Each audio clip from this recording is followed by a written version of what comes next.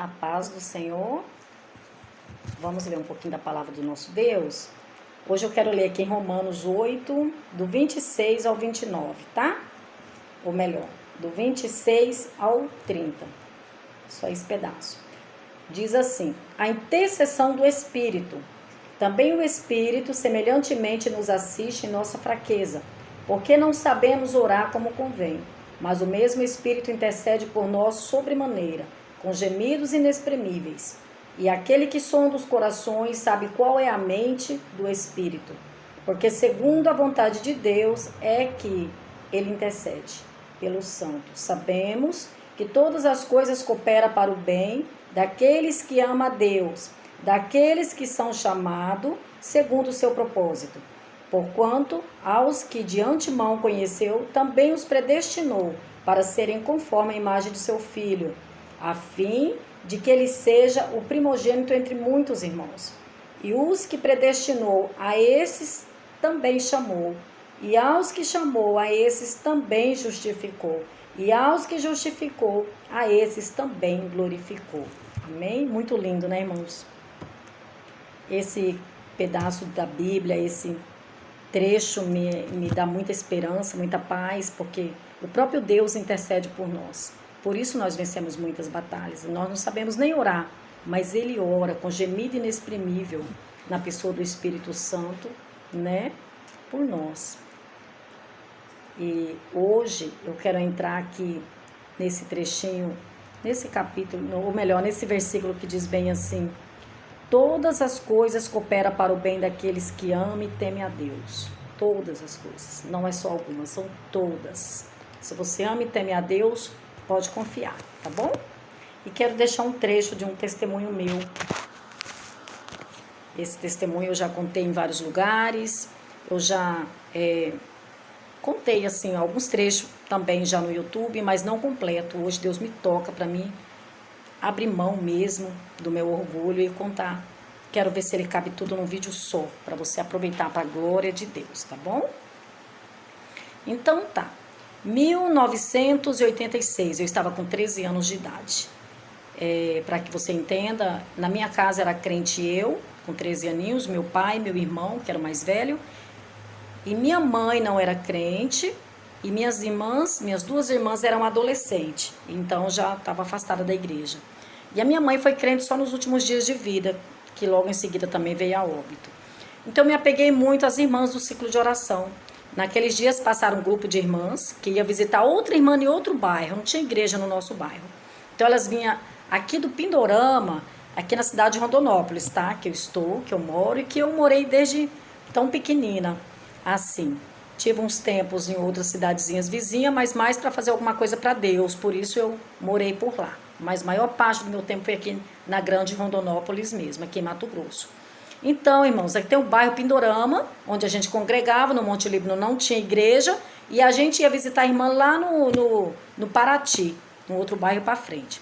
E eu fui com aquele grupo de irmãs, com 13 aninhos, olha que curiosidade. Chegando lá, as irmãs entrou no quarto e eu fiquei na sala. No final fizemos um ciclo, era o costume da época, oramos a Deus para ir embora. Nisso Deus deu uma rápida visão para o senhor da casa, que era o irmão Zé Maria, o marido da irmã Zumira, que era a irmãzinha que estava acamada, que os dois já dormem no Senhor, por isso eu estou citando o nome, tá? Mas, enquanto ele me passou a visão, uma visão assim, ele disse que me via andando num trieirinho, numa rua bem estreita, e tinha um buraco que tomava conta de todo o caminho, e um anjo falava bem assim para ele: fala para minha serva. Ele me via eu andando na direção do buraco, tá? E o anjo falava: fala para minha filha que o inimigo armou uma grande cilada para ela vigiar, porque ela pode cair. Se ela cair, vai ser muito difícil sair. E se sair? Essa foi a alerta de Deus. Eu falo que o meu primeiro erro, meu primeiro pecado foi em não crer. Porque, irmãos, aquela coisa da idade, né? Irmão Zé Maria era um pouco bravo lá na escola bíblica, pra gente não fazer muita bagunça, e tudo aquilo eu achei que não fosse de Deus, por conta dessa imaginação da minha mente de adolescente. Mas eu falo que o meu primeiro erro, meu primeiro pecado foi não crer na mensagem de Deus através do Filho dele para mim, daquela visão.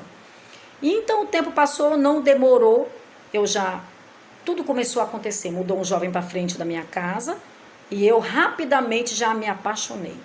Veja bem, não era crente, vindo de uma família espírita, olha só. Eu ainda lutei 3 meses para não namorar, porque eu sabia que não dava certo, eu já havia aprendido a palavra de Deus muito bem, e eu sabia que não dava certo. Deus não queria me ver sofrer, mas com a idade, com aquele impulso todo, resisti 3 meses, 3 meses após eu já estava namorando, inclusive modelo do mundo, e 3 meses após, com 6 meses, nós estávamos casados. Por quê? Porque o meu namoro ficou feio, eu acabei caindo em pecado com ele, ficando com ele antes do casamento, infelizmente. Mas na minha mente é que eu pensei, eu falei, eu vou me casar rapidão, trato meu caso e amém, amém. Eu não entendia que a salvação é graça, é dádiva de Deus e jamais podemos deixar no segundo plano da nossa vida. Então aqui começou a minha tribulação. Por quê, irmãos? Eu tentei voltar. 1 vez, 2 vezes, e isso foi 8 vezes, e não conseguia firmar mais. Porque muito rápido eu adaptei ao mundo. Muito rápido eu estava pintando os meus cabelos de preto, eu estava pintando unhas de vermelho. Pensa a situação que é estranha, né? Muito esquisito. Querendo ou não, eu escandalizei, porque a Bíblia diz, é lícito que o escândalo vem, mas ai por quem ele vem. Então tinha tudo isso, um preço a pagar agora. Eu era uma menina que era aos olhos de todos uma menina de Deus, mas tirei o olho de Jesus e comecei a me afundar. Um dia meu pai me aconselhando disse, filha, você tem que voltar para a igreja. Eu disse, pai, eu sei, mas eu não dou mais conta. Para vocês terem uma ideia, irmãos, eu preciso contar isso, eu estava até aprendendo a dançar. Olha só que situação, ainda que tentava voltar para a igreja, não conseguia, ainda aproveitava um pouco do mundo. Olha que confusão. Mas naquele dia que meu pai me aconselhou, eu já estava com 2 filhos, o tempo já havia passado um pouco, já estava com um menino de 1 ano e 2 meses, eu engravidei muito rápido, então já estava com uma filha de 1 mês e 13 dias de nascida. Foi quando meu pai foi embora, eu fiquei muito triste, fiz uma oração a Deus, uma oração que fui até criticada mais para frente, quando eu dava os testemunhos, mas foi feita consciente, viu, irmãos? Conhecendo o mesmo Deus que eu servia, eu disse, Deus, faz alguma coisa. Nem que for preciso me jogar na cadeira de roda, mas me ajuda a ser crente de novo. Eu preciso de ti, Senhor. E Deus, irmãos, me atendeu. Naqueles dias me nasceram uns tumores enormes na parte da frente da minha perna, aqui na minha canela, abaixo do joelho. 5 tumores enormes. De um dia para o outro eu tive que ficar hospitalizada já. Tive que ir para o hospital, fiquei 5 dias hospitalizada. No 5º dia o meu médico disse, filha, isso é uma doença de idoso. Ele me contou isso no dia que ele me viu, né? No 5º dia eu já fui preciso já marcar a cirurgia. Mas assim que eu cheguei, ele me contou, ele falou, é doença de idoso, chama erisipela, o seu sangue está contaminado, pode sair tumores em qualquer parte do seu corpo, você ainda está de sorte que está vindo por sequência, está aqui até o joelho. Mas, irmãos, quando eu já estava com 5 dias com esses tumores, já tinha 2 enormes acima do joelho, já nas minhas coxas. Pensa no desespero. E o médico me contou, falou, vamos ter que fazer uma cirurgia, remover esse tecido necrosado, tá? E que é a carne morta mesmo. Ele falou para tirar, para passar pomada na carne viva, para ir nascendo de volta, de dentro para fora, para ir sarando. Meu Deus, aquilo me assustou. Eu falei, doutor, como é isso? Vai se sair, vai ter que agora ter uns em cima, se estourar esses em cima do meu joelho. Ele falou, é a solução que nós temos. Amanhã o especialista de pele vem já para marcar o horário. Aí no outro dia veio o especialista de pele, só que nisso eu fiquei a noite toda orando. Fiz um propósito com Deus, eu disse, Senhor, se o Senhor me curar, me dê uma chance de novo, limpar do meu sangue esse mal, eu não faço mais a minha vontade daqui para frente, mas eu faço a tua vontade. E Deus me ouviu, irmãos. Quando amanheceu o dia, eu estava cheia de fé e de decisão. Quando o médico chegou, eu já fui falando, doutor, deixa eu já apressar aqui, eu não vou fazer a cirurgia. Ele assustou assim, disse, como não, menina? Como assim? Eu disse, sabe por quê? Porque o Siqueira está aí do seu lado, meu outro médico. Ele já me explicou tudo sobre a doença, contaminou meu sangue, pode sair tumores em qualquer parte do meu corpo e é incurável. Se eu coçar, volta tudo de novo. Eu vou ter que viver de meias, eu não posso tropeçar que vai voltar. Então, para mim, não é a solução, eu não vou fazer. E o que você vai fazer? Eu disse, eu prefiro confiar no Senhor, no Deus que eu confio. Ele tem poder de limpar do meu sangue, vocês não podem fazer isso, mas Deus pode. Ele disse, bom, os médicos aqui somos nós e não Deus. Eu falei, sim, mas eu tenho meu Deus que eu confio. Aí o outro médico que cuidava de mim disse, o que você vai fazer então agora? Eu falei, doutor, eu quero minha alta, eu não vou ficar fazendo nada aqui no hospital, então me dá minha alta. A solução que vocês têm é essa. Ele também não questionou, não. Disse bem assim para mim, então a sua alta agorinha eu vou deixar na portaria, tá bom? E saiu. Irmãos, minha irmã foi chegando, meu marido, eu já pedi para chamar meu marido, ele já chegou, todo assustado, mas todo mundo respeitou a minha fé. Dali me trouxe para casa, só contratou uma enfermeira, nem tinha ficado sabendo disso, contratou uma enfermeira sem falar comigo para fazer os curativos em casa, porque eles sabiam que estava muito feio. Mas respeitou a minha fé. Chegando em casa, meu irmão me levou à igreja, lá na igrejinha onde a gente congregava. O pastor orou, eu não senti nada na hora. Eu sentei numa cadeirinha, coloquei as pernas assim no banco, coloquei as pernas numa cadeirinha, né? Tudo enfaixada, ninguém viu nada, porque doía demais se eu pendurasse. E vim para casa tendo muitas febres ainda. Mas eu disse na oração, Deus, tem misericórdia de mim. Senhor, tem misericórdia, agora é com o Senhor. E amém, irmãos, não senti nada, não vi nada. Mas chegando em casa no primeiro dia, no próximo dia foi o primeiro curativo. Quando a enfermeira tirou o gásinho aqui do primeiro tumor, irmãos, vocês não vão acreditar. Jesus havia ressuscitado a minha carne. Sabe aquela carne que ia ser removida? Um dia antes, estava vermelhinha. Eu já tinha pele nascendo. Para vocês terem uma ideia, uma ferida do tamanho que estava a minha, hoje eu entendo porque eu sou técnico de enfermagem, aproximadamente de 4 a 6 meses para cicatrizar fazendo curativo. Sabe?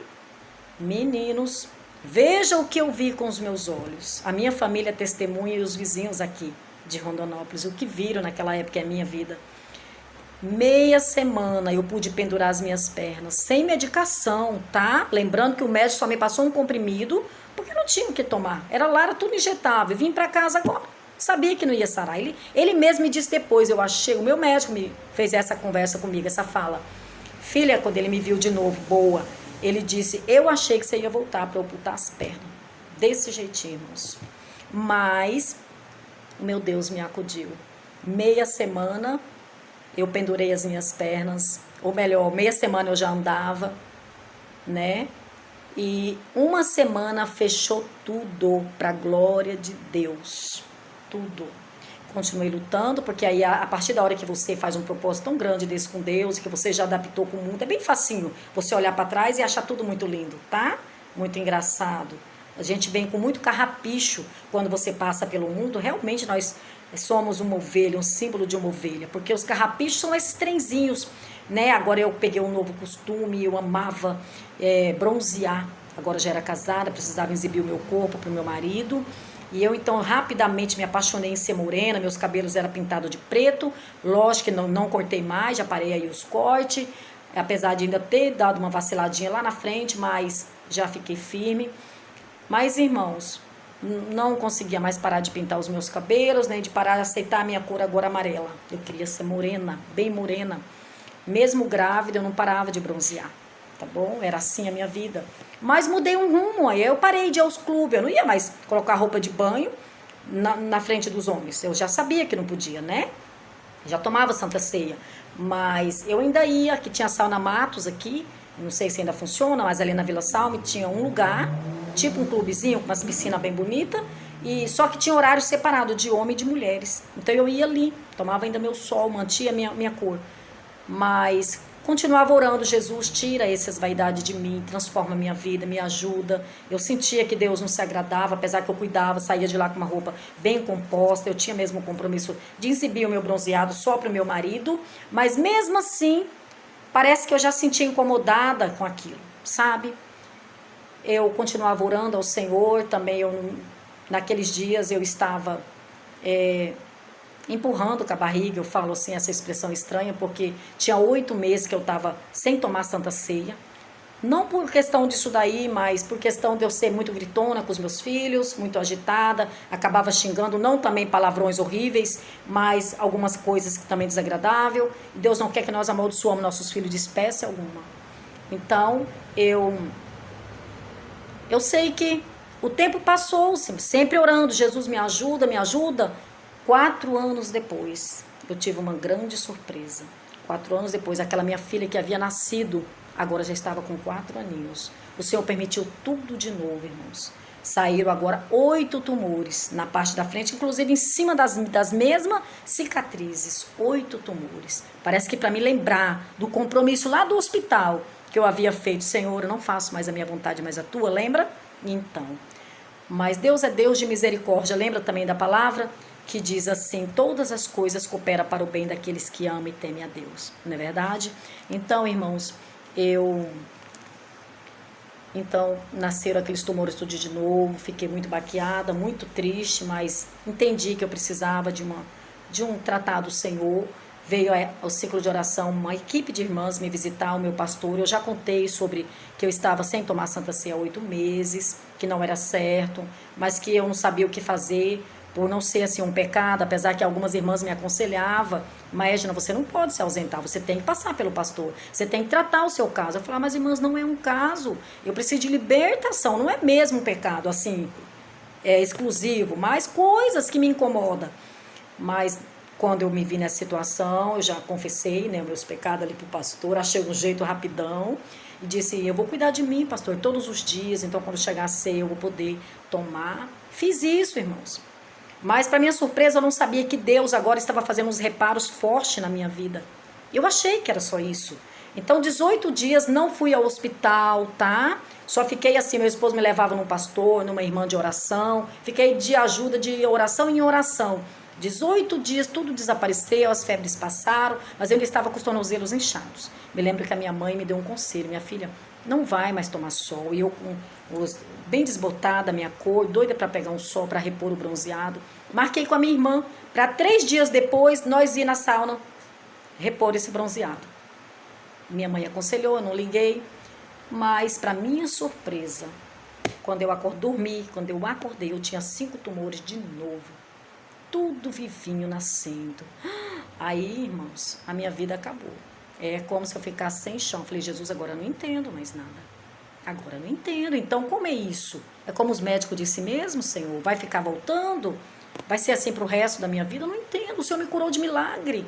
Senhor, eu estava entendendo que era um reparo. E agora o que é, irmãos? Eu larguei tudo. Fui pro quarto, caí de joelhos, falei: Senhor, teu sangue tem poder, faça um milagre, fala comigo. Eu preciso entender o que queres mais de mim. Irmãos, naquele momento, fiquei ali muito tempo de joelho, até que Deus levantou. O Senhor falou comigo forte no meu coração, bem forte. O Senhor disse assim: filha, você ainda vai tomar sol? E ainda vai ligar a televisão para assistir novela? Eu lembro, irmãos, que o meu pastor não era, meu marido não era crente, então a gente tinha televisão em casa. Porque na época nem televisão os crentes tinham aqui, né? Então tinha televisão, então a falta de temor era tão grande que eu ia pulando da cama, esses 18 dias que eu não podia nem andar direito, vinha pro sofá para assistir aquela tal de Rainha da Sucata, vale a pena ver de novo. Olha só que coisa sem noção. Mas eu disse: Deus, reconheci. Falei: Senhor, é por isso, eu não posso perder minha saúde, Senhor. Eu tenho agora 3 filhos para criar, teu sangue tem poder, me ajuda. Humilhei diante de Deus, levantei em paz. Mostrei ainda aqueles 5 tumores novatos para o meu marido e para minha irmã. Só eles viram. Ainda falei: nem comenta com a minha mãe. Que a minha mãe a gente estava orando por ela, ela nem vai mais crer, vai achar que Jesus não cura. E eu entendo que é um tratar de Deus. Meu esposo e minha irmã são testemunha disso tudo que eu estou te contando hoje. Mas, irmãos, para a glória do meu Senhor, quando eu acordei no próximo dia, irmãos, não tinha mais nada. Aqueles 5 tumores desapareceram definitivo. Essa minha filha, que tinha 4 aninhos nessa época, hoje já tem 34 anos. Para a glória do Senhor, eu estou aqui. Tenho cicatriz, mas não tenho mais feridas. O meu Deus teve misericórdia de mim. Por isso hoje eu tenho coragem de contar, tá bom? Tenho coragem de parar, de doar o meu tempo, sentar e contar, porque o Senhor disse para mim: filha, se você contar tudo que eu fiz na sua vida, e as pessoas que ouvir não fazer, vão receber livramento, não vão sofrer, não vão passar pelo que você passou, tá bom? Por isso que hoje eu estou aqui no YouTube. Hoje nas nossas igrejas, Assembleia de Deus, não tem muito mais tempo, espaço para testemunhos. Antigamente tinha, né? Hoje não tem. Hoje, para você contar um testemunho, você tem que, se você for a convidada da noite de trazer a palavra, você coloca ela no meio da palavra, sabe? Mas eu preciso contar, foi tudo que o Senhor falou para mim, me cobrou a minha vida inteira. Não deixe de contar tudo que eu fiz na tua vida, filha. Quando eu questionava, eu falei: mas Senhor, eu preciso abrir minha vida assim. O Senhor disse: filha, eu fiz na sua vida, você só vai contar o que eu fiz. Então é para a glória de Deus que eu conto hoje para vocês, tá bom? Não erre, nunca coloque Jesus no segundo plano da sua vida. Você talvez que está aí com alguma fraqueza, Escute o que eu estou te falando, não vale a pena. Agrade o Senhor. A tua salvação é de graça, mas é pela graça. Alguém pagou por isso.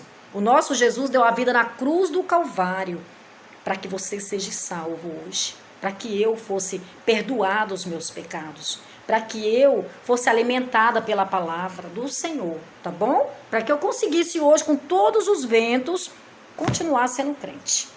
É isso. Eu agradeço a atenção de todos, em nome de Jesus.